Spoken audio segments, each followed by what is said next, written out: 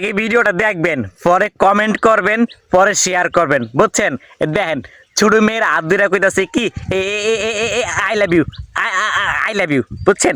এই দেন এই মাইয়াটার আব্দুরা কইতাছে আই লাভ ইউ। মাইয়াটা কি কয় আপনারা একটু শুনেন, আগে ভিডিওটা দেখবেন তো পরে কমেন্ট করেন। দেখো দেখো কি কইতে আছে। এ ভাইও ভাইও, যেহেতু তোমারে কইছে মইরা যান, হ্যাঁ তাইলে ওর ডিস্টার্ব করে আর লাভ নাই, বুঝছো? এখন হলো মোবাইলের জগ, বুঝছো? মোবাইলের জগ, বুঝছো?